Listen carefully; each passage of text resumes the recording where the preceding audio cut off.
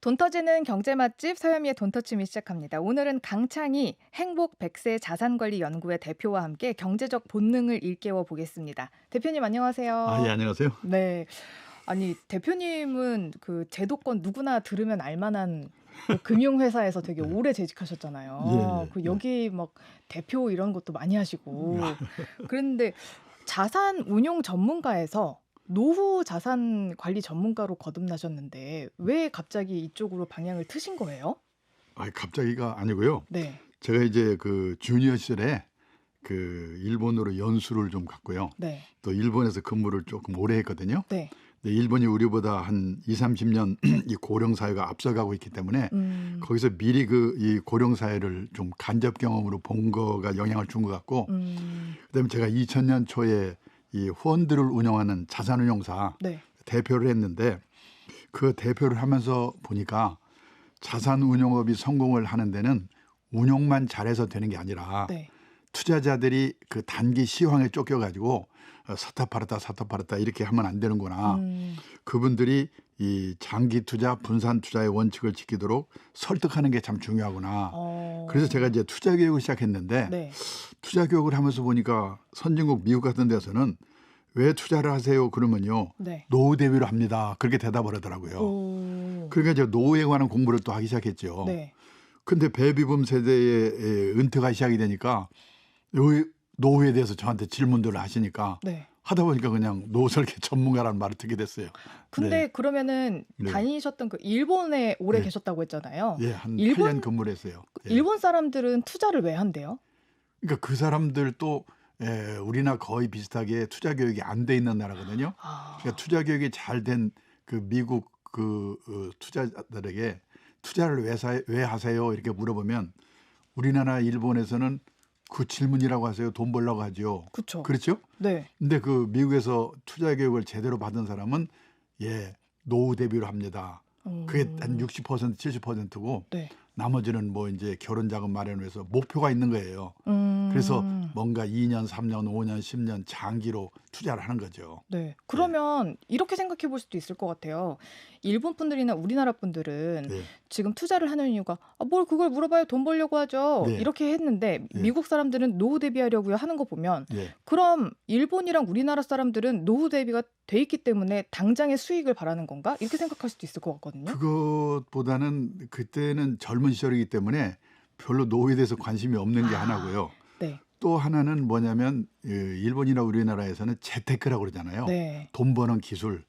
돈 버는 기술은 뭐냐면 예측을 잘해야지 돈을 번다고 생각하거든요. 네. 근데 이제 이 단기 예측은 제대로 교육받은 사람은 단기 예측은 불가능한 것이다. 그래서 이렇게 될 만한 거를 장기로 기다릴 각오를 하고 하는 거다. 이래서 이제 장기 투자가 시작이 되고 그런 거거든요. 네. 그러니까 좀 어떻게 보면은 우리나라 일본에서는 그냥 일주일 후에 돈 벌기 위해서 뭐 호재가 있으니까 오른다니까 아직도 지금 그게 주류죠. 저는 이제 그거를 좀 바꾸기 위해서 많은 노력을 했는데 네. 참 쉽진 않아요. 네. 실제로 그러면 네. 미국 사람들, 그러니까 선진국, 소위 선진국에 있는 사람들이 예. 우리나라나 일본보다 훨씬 수익률이 높아요? 예를 들어서요. 네. 이제 미국의 직장인들은 직장을 들어갈 때 있잖아요. 네. 여러 가지 조사를 해뭐 앞으로 가능성 있는 회사인가 조사를 하지만 이 복지 중에 하나가 뭐냐면은 퇴직연금 제도가 제대로 도입이 돼 있는가. 그리고 내가 얼마를 내면 회사에서는 얼마를 내주는가. 그 매칭한다고 그러거든요. 네.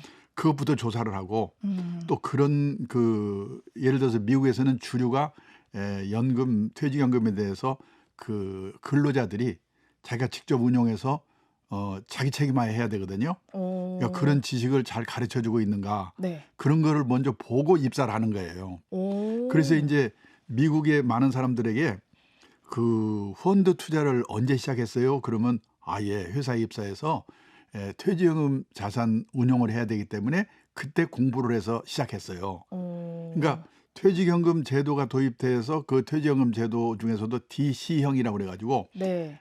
근로자들이 스스로 운영을 책임지는 제도에 가입을 하기 때문에 네. 이제 공부를 하지 않으면 안 되는 거거든요. 우리나라도 도입되지 않았어요? 우리나라 DB형 도입이 DC형? 돼서 그래서 기업에서 네. 그런 그 교육을 제대로 시켜야 되는데 기업도 잘 도입만 해놓고 시키질 않고 있어요. 일본은 열심히 시키고 있어요. 그러니까는 미국과 우리나라의 중간 정도 단계를 일본도 가고 있는 거예요. 그러니까 미국은 많은 직장인들이 연금 백만장자라고 그래요. 예를 들어서요. 그 미국의 제일 큰 자산운용사의 휘데리티라는 회사가 있는데 네. 그 회사의 DC형 퇴직연금 네. 그리고 우리 말하면 IRP 네. 개인형 퇴직연금으로 가입을 해가지고 연금 자산의 그 잔액이 모아놓은 돈이 네. 그러니까 100만 달러를 넘는 그런 사람들이 휘데리티라는 그 회사 하나에 700 몇십만 명이 있더라고요. 700 몇십만 명. 그러니까 와. 그게 뭐냐면은 그 많은 미국의 직장인들은 직장에 취직해서 퇴직연금제도 가입해가지고 네. 그걸 잘해서 퇴직연금 백만장자가 되는 게 꿈이에요. 네. 그리고 거기서 배운 그 투자에 관한 지식을 가지고 다른 자산을 운용하는 데도 활용을 하는 거거든요. 근데 우리나라는 회사 들어갈 때 뭐 퇴직연금 제도가 있는지 없는지 생각도 안 해보고 네. 우선 취직하는 게 급하니까. 그렇죠. 일단 네. 앞에 보이는 연봉부터 보고 들어가죠. 그렇죠. 그리고 또 그게 있다고 하더라도 별로 지금 그래서 우리나라 많은 DC형 퇴직연금 직장인들이 가입을 했지만은 네. 그 가입자들이 관심을 안 가지니까 그거 그냥 예금 같은 원금 보장하는 상품에 다 집어넣고 있으니까 이 수익이 안 나죠. 우리나라는 그리고 돈을 구워가지고 채택을 하고 있죠. 그렇죠. 네. 그러니까 그거보다도 직장인은 내가 회사에서 가입한 퇴직연금 제도가 내가 책임을 지는 DC형 퇴직연금이면 다른 거 할 생각 말고 그거를 잘 운용을 해가지고 수익을 올려서 내가 미국 사람처럼 연금 백만장자가 되겠다 이런 네. 꿈을 가져야 된다는 거예요. 그리고 거기서 공부를 해가지고 그 지식을 가지고 다른 여윳돈 생긴 돈을 또 운용하는 데도 쓰고. 근데 우리는 그걸 따로따로 생각하죠. 근데 이런 질문도 해요. 우리 너희가 직접 투자하는 것보다 국민연금이 투자하는 게 수익률이 훨씬 높다. 네. 그러니까 웬만하면 너희가 투자해서 보는 수익률보다 그냥 적금 예금해가지고 받는 수익률이 오히려 더 높을 수 있다. 엄한 짓 하지 말고 애초에 그냥 다 맡겨버려라. 이렇게 말하시는 분들도 있어요. 그러니까 국민연금은 일단 다 가입을 해야 돼요. 그래서 어떤 분들은 그래요. 국민연금의 수익률이 좀 좋은 편이거든요. 네. 그러니까 퇴직연금도 전부 국민연금처럼 거기서 같이 운영해주면 어떠냐 맞아요. 뭐 그렇게 이런 말 얘기해요. 하는 사람도 있긴 있어요. 네. 근데 그게 이제 또 제도이기 때문에 왜냐하면 그 책임이 그 국민연금은 국가가 하는 거니까 그게 되지만은 기업이 할 걸 또 그것까지 해줄 수는 없는 거잖아요. 그렇긴 하죠. 네. 네. 그러면 일단 제일 궁금한 것부터 여쭤볼게요. 요즘에 MZ들, 그러니까 저 같은 사람들 있잖아요. 이제 막 30대 후반, 뭐 30대 중반에서 직장 다닌 지 한 10년 정도 된 사람들. 이런 사람들도 대표님한테 많이 물어본다고요. 근데요. 그 옛날에는 사실은 제가 이제 노후 설계니 이런 그 강의를 하게 되면 퇴직 직전이거나 퇴직한 분들이 대부분이었거든요. 네. 근데 사실 그분들은 어떻게 보면 방법이 없는 거예요. 손쓸 수가 없어요, 왜냐하면 이제. 그 이미 예를 들어서 퇴직을 해버렸으니까 그 다음부터 맞춰 사는 방법밖에 없는 거예요. 사실은 퇴직하기 10년 전, 20년 전, 30년 전부터 미리 그 준비를 하는 게 참 중요하거든요. 네. 저는 이제 간접 경험으로 젊을 때 그 고령 사회를 미리 본 덕분에 조금 미리 준비할 수가 있었거든요. 네. 그래서 저는 지금 오히려 젊은 분들에게 제 강의를 많이 듣게 해서 그분들이 옛날에 제가 미리 간접 경험한 것처럼 이분들이 깨닫고 준비를 해줬으면 하는 그런 노력을 많이 하고 있어요. 네. 근데 어떤 분은 아니 지금 내가 몇 살인데 노후 준비해요. 이런 분들이 많지만은 그 중에는요. 유튜브에서 제 강의를 듣고 댓글이 올라왔는데 깜짝 놀란 게 뭐냐면 저 금년에 34살인데요. 34. 지금 이 영상을 본 거를 행운으로 생각합니다. 그걸 보고 이 젊은 분들도 지금 이걸 듣고 있구나. 그래서 저는 연령대별로 노후 대비를 해야 된다고 이렇게 대답을 해요. 연령대별로. 직장에 막 입사해가지고 20, 30대에는 우선 연금 가입부터 하고 몸값 높이는 노력부터 하고 그다음에 투자에 관한 공부를 거기서 하는 거고 그리고 이제 40대가 되면 건강과 이 자식 문제, 자녀 리스크 관리를 시작하고 또 50대가 되면 가계 자산의 구조 조정을 하고 퇴직에 가까우니까 일에 준비를 하고 이렇게 연령대별로 노후 준비를 하세요. 이렇게 얘기를 합니다. 저 30대인데 예. 그럼 저도 오늘 대표님을 모신 거를 너무 행운으로 아, 알고 그럼요. 뭐 지금부터 시작을 해야 될 거 아니에요? 그러니까 그러면은 뭐냐면 우선 이제 지금 30 막 되셨는데 노후 준비가 얼마나 중요한가를 우선 깨닫는 거하고 네. 그 준비하는 방법이 뭔가 우선은 연금 가입하는 거가 제일 중요한 거죠. 저 지금 국민연금 들어있는 거 회사에서 쌓아주는 퇴직연금 말고 예. 국민연금만 제대로 들어도요. 네. 예를 들어서 국민연금을 한 달에 100만 원씩만 이제 나중에 퇴직하고 받는다고 해도 네. 10년이면 1억 2천이고 30년이면 3억 6천이거든요. 네. 그러니까 엄청난 거예요, 그게. 그쵸. 그리고 국민연금은 운영하는 드는 그 비용을 국가가 대주기 때문에 연금 중에서 가장 유리한 연금이 국민연금이에요. 네. 그리고 이제 직장에서는 의무적으로 퇴직연금을 가입하잖아요. 네. 그 퇴직연금 운영을 어떻게 할 건가를 연구를 하면서 공부를 하는 거예요. 그래서 거기서 배운 지식으로 나머지 또 다른 자산 운용을 하는 그런 그 순서를 밟아야 되는 거죠. 그럼 일단 30대들은 예. 퇴직연금 운용을 하는 것과 공부하는 것과 국민연금 이 정도면 충분한가요? 아니면 더 거기다가 해야 이제 돼요? 뭐냐면 100세 시대고 네. 퇴직은 빨라졌는데 오래 일을 해야 되니까 자기 몸값 높이는 노력을 해야 되죠. 네. 예, 우리 아나운서님은 이제 지금 그런 재능이 있으니까 그걸 어떻게 얼마 갈고 닦아서 오래 일을 할 수 있을까 그 준비를 하는 거고 회사에서 몸값 어떻게 올리죠? 본인이 노력을 해야죠. 어. 여러 가지 뭐 책도 독서도 그 중에 하나가 들어갈 거고 여러 가지 간접 경험 많이 하는 것도 거고 그다음에 이제 아나운서라는 직업과 관계되는 여러 가지 일을 다른 생각하면서 투잡들. 저도 사실은 자산운용사에 있으면서 투자 교육을 제가 어떻게 보면은 공부를 해가지고 이 투자 교육이라는 거를 제 라이프워크로 했기 때문에 네. 제가 퇴직하고도 10년, 20년 일을 할 수 있었던 거거든요. 지금 교육으로도 돈 많이 버세요? 저는 뭐 많이 벌고 이거보다는요. 그냥 매일 뭐랄까 활동을 하고 있는 게 가장 중요하고 이제 나중에 나이 드셔보시면 아시지만은 제 나이 들에 되면요. 누가 제 말만 들어줘도 엄청나게 그게 저한테 힘이 되는 거예요. 와. 그리고 낮에 집에 없게 되면 네. 부부 화목에도 도움이 되고 예. 뭐 여러 가지로 하여튼 그러기 때문에 퇴직하고서 저는 그래서 목표가 평생 현역이 제 목표예요. 예. 그리고 가장 확실한 노후 대비는 평생 현역이다를 주장하고 있고. 근데 꼭 돈 때문이 아니고 네. 돈이 모자라는 사람은 모자라니까 해야 되고 돈이 충분하더라도 사회 공헌 활동이라든지 취미 활동이라든지 뭔가 보람 있는 인생을 위해서 계속해서 자아 실현을 하는 게 이 중요하다는 나이가 제 거죠. 나이쯤 되면요.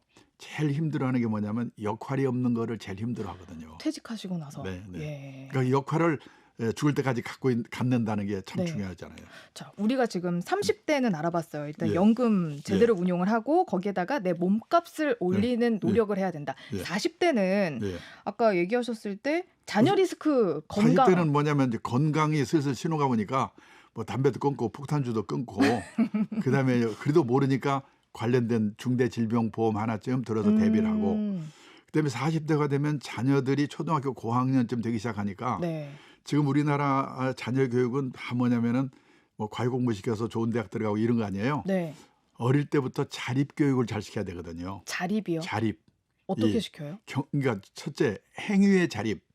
내가 머물렀던 자리 쓰레기를 누가 와서 치우게 하면 안 되잖아요. 네. 그런 걸 어릴 때부터 교육을 시켜야지 습관화되는 거죠. 가령 어떤 것들이요? 예를 들어서 우리 목욕탕에 가보면은 네. 바닥에 수건이 널브러져 있죠. 네. 어떤 사람이 자기가 치울 걸 안 치워서 그런 거거든요. 근데 그런 것들 항상 내 이 주변을 깨끗하게 하는 정리하는 그게 자립이죠. 네. 행위의 자립. 네. 그다음에 의식의 자립. 남의 눈을 의식하지 않아야 되는 거죠. 우리나라처럼 남의 눈 때문에 전전긍긍하는 나라가 없잖아요. 좋은 학교 가야 되고 이런 뭐 것들. 그러니까 뭐 항상 물어볼 때 저는 미국에서 살아보지 못했는데 미국 온 사람이 뭐라고 하냐면 거기는 학교를 졸업해도 넓은 천지에 흩어져 버리기 때문에 친한 친구 몇 명 빼고는 누가 어디서 뭐 하는지도 모른대요. 관심도 없고. 근데 우리는 동창회 향후에 동네 모임 개 모임 모여가지고 뭐 걔는 공부도 못하는 게 얼굴 좀 이뻐서 시집을 잘 갔는지 뭐 사고 한다고 사진 찍어 올리고 나는 점심에 이거 뭐 우리나라처럼 남의 눈 때문에 미치는 나라가 없잖아요. 근데 우리는 이 남의 미국이 눈에서 아니니까. 남의 눈에서 벗어나야 이 전략도 할 수가 있고 여러 가지 행위의 자립도 될 수 있고 이 성공할 수 있는데 저는 남의 눈에서 벗어나는 게 제일 중요하다고 봐요. 그러니까 그런 훈련을 이제 하는 게 의식의 자립이고 네. 그다음에 이제 경제적 자립이거든요. 근데 경제적 자립이라면 다 뭐냐면 재테크 딱 그러는 거예요. 돈 버는 능력. 이것을 경제적 자립이라고 생각하는데 진정한 경제적 자립이란 주어진 경제적 상황에 자기 자신을 맞춰놓는 능력을 기르는 거다. 절약이거든요. 네. 근데 그런 교육은요. 어릴 때부터 시키지 않으면 안 돼요. 그래서 그런 자녀 교육을 지금 우리나라 그 과외 공부가 옛날에는 통했어요. 고성장 시대에는 신규 취업이 많기 때문에 네. 과외 공부해서 좋은 대학 들어가서 취직하면 됐거든요. 근데 이 저성장 시대에는 신규 취업이 별로 없어요. 맞아요. 그래서 중소기업 같은 데 들어가 가지고 몇 번 이직하면서 좋은 회사로 옮겨가야 되거든요. 네. 그러려면은 이 생각하는 힘이 있어야 돼요. 음. 그런 식의 교육을 어릴 때 시켜야 되는 게 아주 중요한 게 그 40대부터 애들을 어릴 때부터 그걸 해야 되거든요. 네. 그런 그 자녀 리스크 관리를 그래야지 자녀도 망쳐먹지 않고 돈을 덜 쓰니까 내 노후도 준비가 될 수 있고 그 자녀 리스크 관리를 40대 해야 되는데 그때는 꼭 그래서 부부가 같이 어디 가서 제대로 된 그 자녀 문제에 대한 교육에 관한 문제, 결혼에 관한 문제, 교육을 제대로 받고 네. 자녀 그 교육을 부부가 합심해서 자립 교육을 시키는 노력을 해야 되죠. 그래야지 자녀의 노후도 행복하고 우리 자기 노후도 행복하다. 그게 40대고요. 네. 마지막으로 이제 50대, 60대 합쳐서 얘기인데 네. 그때 가면 우리나라 평균 퇴직 연령이 51.8세거든요. 네. 퇴직을 앞두고 있으니까 먼저 그때 할 일이 뭐냐면 가계 자산의 구조 조정을 해야 돼요. 구조 조정이요. 예, 어떻게? 우리는 뭐냐면 가계 부채가 많잖아요. 네. 그러니까 퇴직하기 전에 가계 부채를 갚고 퇴직을 해야 이 노후가 괴롭지 않거든요. 네. 그리고 우리나라는 퇴직하고 보면요. 8, 90%가 부동산, 집안채 딱 남아요. 맞아요. 그것이 앞으로 집값도 안심할 수가 없거든요. 네. 내가 노후가 되는데 있는 건 집안채인데 집값이 이웃나라 일본에 그 같은 장기 하락이 나타나면 노후가 어떻게 되지? 그래서 그게 뭐냐면 부동산과 금융자산의 비중을 한 퇴직할 무렵쯤 되면 반반쯤 되도록 그런 자산 구조 조정이 두 가지인데 하나는 빚을 갚는 거고 네. 하나는 부동산과 금융자산의 적정 비율을 만들어 놓는 거. 네. 그거를 5, 60대에 해야 돼요. 그리고 마지막에 5, 60대에 꼭 해야 될 게 뭐냐? 100세까지 살아야 되니까 퇴직하고도 뭘 하고 살 건가? 네. 할 일의 준비. 그런 거 하는 거가 50대, 60대다. 그리고 이제 70이 되면요. 네. 부부 중에 한 사람이 떠날 가능성이 크거든요. 네. 그 이제 혼자 사는 노후에 대한 준비를 또 해야 되는 거예요. 어떻게 해요? 혼자 사는 노인에 그 이제 예를 들어서 나중에 혼자 되면은 네. 생활비는 어떻게 할 것이며 그다음에 돌봄이 필요해지는데 그런 시설은 어디로 들어갈 것인지 또 누구한테 도움을 받을 것인지 그 돈은 어떻게 할 것인지 그런 것 같은 것을 미리미리 준비해 두는 게 그게 연령대별로 볼 때 노후 준비가 되는 거예요. 근데 제가 들으면서 사실 지금 이야기하셨던 것은 다 직장 다니는 사람들 아니죠. 위주잖아요. 자기 자영업하는 분들도 네. 국민연금 소득 있으면 국민연금 들 수 있고 그다음에 퇴직연금 개인형 퇴직연금 또는 개인연금 들 수 있고 똑같아요. 저기 자영업하는 분이나 그런 분들도 방법은 똑같아요. 전 걱정되는 게 예. 주부들. 예. 그분들은 이제 국민연금 안 들었잖아요, 거의. 그래서 뭐냐면은 임의 가입이라는 게 있어요. 네. 저도 지금 제 아내가 조금 늦게 깨달아서 네. 가입을 한 지가 늦어서 한 30만 원 정도를 저희 아내가 받고 저는 제 국민연금하고 제 아내 국민연금이 지나고 보니까 다른 재산이 있는 것보다도 훨씬 이게 뭔가 높아요? 힘이 뭔가 안심감을 주는 거예요. 네. 그래서 예를 들어서 그 전업주부는 가입 의무는 없거든요. 네. 그래도 임의 가입이 가능한데 네. 월 최저 금액이 임의 가입이 국민연금 임의 가입 최저 금액이 9만 원이에요. 네. 9만 원씩 30년만 가입을 하게 되면 네. 세상 떠날 때까지 요즘 돈으로 53만 8천 원씩 받아요. 물가 오르면 늘어나고. 그렇죠. 물가수를 네, 맞춰주니까. 그러면 남편 거하고 합치면 절대 굶을 염려가 없어요. 근데 그걸 진짜 늦게 깨달아가지고 못 부으신 분들이 굉장히 많다고 들었거든요. 지금. 이제 그런 분들은 예를 들어서 집에 한 채 있다. 네. 그러면 이제 그 주택의 연금화를 한다든지. 그리고 또 하나는 가장 중요한 게 그래서 일을 할 수밖에 없어요. 뭔가 지금 일본 같은 데도 그 퇴직하는 사람들이 일하는 사례를 조사한 걸 보니까 제일 1번이 뭐냐면 아파트 관리인이에요. 일본에서도 아파트 관리인 이거 하려고 경쟁률이 50대 1이래요. 50대 1. 다 똑같아요. 그러면 그러기 위해서는 남의 눈을 의식하지 않아야 돼요. 그 일을 하는데도 예, 사실 그런 예, 용기들이 예, 필요한 예, 거죠. 그 주택연금 말씀하셔서 말인데 네. 요즘에는 이 주택연금 상담받는데도 엄청 기다려야 된다고 하더라고요. 근데 그게 이제 예를 들어서 뭐 금융회사라는데 거래하는 금융회사나 이런 데서 도움도 받을 수 있고 또 하나는 요즘 유튜브 같은 데 보면요. 네. 그 좋은 그런 동영상이 많아요. 그런 음, 것만 잘 들어도 도움이 돼요. 이 음, 연금에 대한 그 동영상이 그 먹방 같은 거 보지 말고 네. 그런 거를 잘 보게 되면 도움되는 영상들이 많아요. 아까 50대, 60대에 예. 부동산과 뭐 빚, 자산 이런 거의 부동산과 구조조정이 금융자산의 비중을 맞춰라. 비중을 맞춰라라고 예, 60 하셨잖아요. 퇴직할 때쯤 되면 부동산과 금융자산의 비중이 한 반반 정도는 되게 만들어야 된다. 어, 그래야지 부동산이 오르든 떨어지든 주택 빈곤, 하우스 푸어가 안 된다.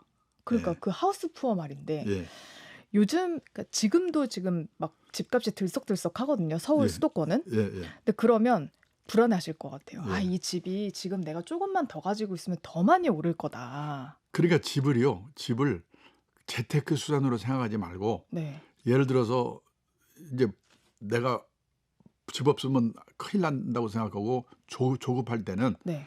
여유가 있으면은 약간 비싸게 산다고 보더라도 음. 마음 안심감을 갖는 게 중요한 거니까 네. 사도 되는 거고 네. 그렇다고 또 요즘 같은 때 잔뜩 빚을 안고 샀다가 혹시라도 나중에 내년쯤 가서 그런 예측도 많거든요. 네. 잘못되면 큰일 나니까 네. 그 과도한 빚을 안고 집을 사는 거는 조심해야 돼요. 그게 예. 한 어느 정도 포션이라고 보실까요? 글쎄 그거는 뭐 참 뭐 사람마다 이렇게 하네. 그리고 예를 들어서요. 한 30년 전에 제가 일본에서 근무할 때 일본 사람들은 지금 우리나라 사람들 이상으로 집 못 사면 큰일 난다. 집에 아. 대해서 엄청나게 그런 강박관념을 갖고 있었거든요. 네. 근데 지금 30년이 지나니까 네. 고령화되고 경제가 저성장되고 인구가 줄고 음. 그러니까 집 없으면 어때? 빌려 살면 되는 거지? 이렇게 바뀌더라고요. 음. 그러니까는 집에 대한 생각도 지금 생각하는 게 꼭 옳은 생각이라고 볼 수는 없는 거예요. 네. 잘 선택해서 가시는 게 좋을 것 같긴 한데 그런 얘기도 많이 하세요. 오히려 나이 들어서는 네. 더 도시에 살아야 된다. 그거는요 맞는 얘기인데 그좀 요즘 일본에서도 뭐냐면 그 부부 둘이만 남았거나 또는 혼자 됐을 때 네. 어디 사냐 시내에서 네. 이 병원 가깝고 저희 나이 때면 병원을 순례하거든요. 예. 그다음에 문화시설 가깝고 네. 왜냐하면 외로우니까 맞아요. 그리고 쇼핑 가까운 거 그런 게 사는 게 유행을 하고 있어요. 큰 집이 네. 아니라 네. 18평에서 20평 정도에. 네. 그러니까 그 말이 맞는 말이죠. 그래서 도시에 살려면 또 서울에 도시면은 되게 비싸니까. 근데 그게 꼭 뭐 서울이 뭐 중심가에만 살아야 되는 게 아니라 예를 들어서 수도권에만 해도 충분하죠. 네. 이제 뭐 그 평수를 좀 줄여서 가더라도 그런 좀 입지 좋은 곳에 사는 거는 의미 있다라는 말씀이신 거죠? 아니 그러니까 뭐냐면 너무 예를 들어서 일본에서 뭐가 있냐면은 두부 한 번 사려고 2km 걸어가야 되는 경우가 있어요. 그걸 구매 난민이라고 그러거든요. 네. 근데 옛날에는 거기가 번화한 데였는데 네. 그러니까 인구가 줄고 그렇게 되니까 그런 일이 생겨요. 아. 그리고 또 빈집이 늘어나고 네. 그러니까 그런 거를 생각해서 조금은 그 인구 소멸이 안 될 것 같은 지역에 사는 거는 그거는 필요한 거죠. 그리고 50대, 60대 정도 되신 분들이 가장 또 걱정을 많이 하시는 게 예. 자녀의 예. 결혼이거든요. 그때 증여를 많이 하세요. 증여를 어디까지 해야 될까? 이것도 각자 뭐 상황은 다르시겠지만 내 자식한테 뭐 집 한 채는 물려줘야지 혹은 뭐 내가 이 정도는 줘야지 면이 살지 이렇게 생각하시면서 자기의 생활비 정도를 다 주시는 경우도 있거든요. 그러니까 그거는 뭐냐면 중요한 게 자기 생활도 생활이지만 이 자녀로부터 자립심을 못 갖게 하는 거는 더 큰 문제라고 생각해요. 증여가. 그러니까 네. 예를 들어서 증여를 해주는데 약간 증여를 했더니 뭔가 그 어려운 입장에서 탈출할 수 있겠다든지 네. 또는 어디 그 공부를 하기 위해서 투자를 한다든지 뭐 그런 거라면 뭐 긍정적으로 생각할 수가 있겠지만은 네. 그 사는데 그럭저럭 잘 살고 있는데 또 거기다 증여까지 해가지고 자녀가 낭비하게 되면 그게 도움이 된 게 아니라 자녀의 장래를 어떻게 망칠 수도 있기 때문에 그런 거는 또 잘 생각해 봐야 돼요. 자녀가 굉장히 자립심이 있고 절약을 하면서 돈이 생기면 생산적으로 쓸 수 있는 자녀라면 네. 뭐 예를 들어서 이제 일본도 요즘 이 노인이 돌아가시면서 노인한테 재산을 물려주기 때문에 네. 그걸 노노상속이라고 그러거든요. 아, 이제 막 오래 그러니까 살고 돈이 이러니까. 경제 활동을 왕성하게 하는 젊은 사람 손에 있지 않기 때문에 일본 경제가 어렵다고 그래요. 어. 그러니까 그런 면에서 저는 자식이 이 자립심이 있고 네. 낭비하지 않고 생산적으로 쓰는 거라면은 나도 먹고 사는데 지장이 없다면은 그 생전 정도껏. 증여를 해서 좀 더 발전적으로 쓸 수 있게 된다면은 그거 좋은 일이에요. 네. 젊은 사람 손으로 가게 하는 게. 네. 근데 그것이 잘못해서 자녀의 자립심을 해치고 그렇게 되면은 오히려 자녀를 망치는 경우가 된 거기 때문에 어. 일률적으로 말할 수는 없죠. 네. 근데 대부분 요즘에는 내 자녀의 경제 자립심을 키워주기보다는 네. 거의 고슴도치처럼 이렇게 그러니까 보호하는 그거는 분들이 그러니까 많아서. 어떤 것이 자녀를 위한 것이냐. 예를 들어 자녀가 뭐냐면 스스로 생각하는 능력을 키우는 게 중요하고 네. 그리고 이 뭐랄까 어려운 상황에 처해도 헤쳐나갈 수 있는 능력을 길러주는 게 중요하기 때문에 그래서 이제 미국에서도 보면 부자인데도 굉장히 엄격하게 절약하면서 애들 교육을 시키는 이유가 그걸 미리 경험으로 깨달았기 때문에 그런 거거든요. 네. 근데 우리는 부모들이 하도 어렵게 살아가지고 자식한테만은 좀 뭐랄까 여유 있게 살게 해주자 해서 그냥 대책 없이 증여도 하고 그러는데 네. 그런 거는 자녀를 도와주는 게 아니라 망치는 거죠. 자, 그러면 이것도 궁금해요. 요즘 30대에 돈 많이 벌어가지고 파이어족이 꿈이다라고 얘기하는 사람들도 있거든요. 그 파이어족이 꾸민 거는요 인생관이기 때문에 네. 뭐 무슨 나는 자연이야 뭐 이런 것도 있고 그러니까 상관은 없어요. 네. 근데 파이어족에 대해서 오해를 하면 안 된다는 게 뭐냐면 이 파이어족이 언제 생겼냐면 1990년대 미국에서 생겨가지고 네. 그 2008년인가 금융위기 난 후에 유행했거든요. 네. 이게 뭐냐면은 재테크를 해서 한꺼번에 돈을 왕창 벌어서 일을 쉬는 게 아니고 네. 그 월급을 받아서 극도로 절약을 해가지고 네. 심지어는요 60, 70%를 절약한대요. 그래서 어느 정도 생활비를 마련한 뒤에 이제 회사를 관두고 그리고 또 극도로 절약하는 생활을 하면서 자기 하고 싶은 일을 하는 거예요. 아. 그러니까 뭐냐면 뭘 하고 살 건가 그 일의 준비를 갖고 그 하고 싶은 일을 위해서 파이어가 되는 게 되는 거지. 대부분의 사람들은 너무 직장 생활에 지치고 돈에 한이 맺혀 있기 때문에 재테크에서 돈 왕창 벌어서 그냥 신나게 놀자. 그건 잘못된 거죠.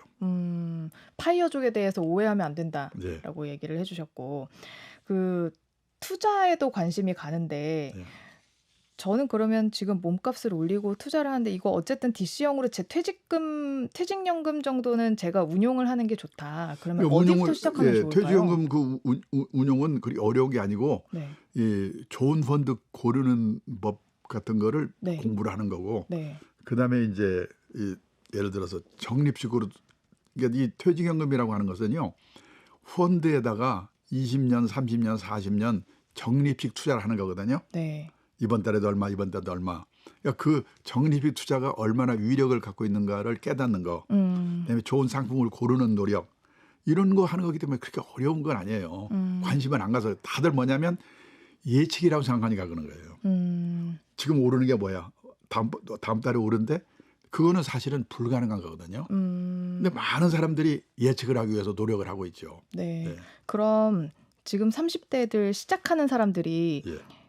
너무 안정형에 매달리기보다는 그래도 공부를 해서 시도라도 해봐라 라고 그러니까 얘기하시는 거죠? 저는요. 기본적으로 이 금융 상품 중에는 안정적인 상품이 있고 주식이나 주식형 펀드처럼 공격적인 상품이 있어요. 네. 아주 간단하게 말씀드리면 100에서 자기 나이를 뺀 만큼 30대면 100에서 30을 빼면 70이 남죠. 네. 갖고 있는 금융자산의 70% 정도는 주식이나 주식형 펀드에 운용하세요. 그런 뜻이에요. 그러니까 젊은 때는요. 인생이 길고 또 젊으니까 네. 좀 공격적으로 해도 돼요. 다만 원칙을 지켜가면서 해야 되죠. 또 제가 이제 70대 제 나이쯤 되면은 100에서 70을 빼면 30이 남잖아요. 네. 공격적인 상품은 30 정도나 하고 나머지 70은 예금이라든지 채권 이런 단기 금융 상품에 네. 넣어둬라 그런 거거든요. 네. 근데 저 같은 사람이 만약에 한 60, 70%를 막 돈 빌려서 주식 샀다가 떨어지면 심장마비로 돌아가시죠. 예. 아, 그 공시까지. 그러니까 나이에 따라서 나이가 들수록 좀 약간 보수적으로 젊을 때는 공격적으로 다만 원칙에 대해서 공부를 해야 되는 거죠. 원칙. 예.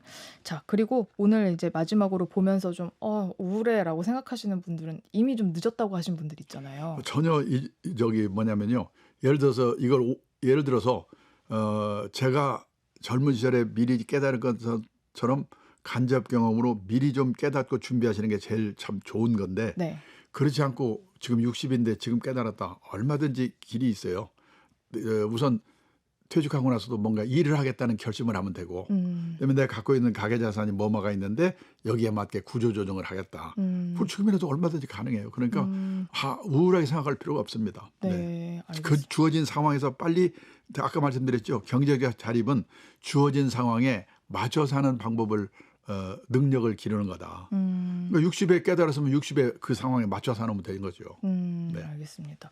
오늘 들어보니까 돈을 많이 벌자가 중요한 게 아니라 그렇죠. 내가 버는 것을 어떻게 운용할 네, 것인가 네, 네, 이게 네. 되게 중요하다는 얘기를 해주신 것 같습니다. 네. 그나마 좀 일찍 하신 분들은 다행이다. 네. 행운이다라고 네. 얘기해 주셨습니다.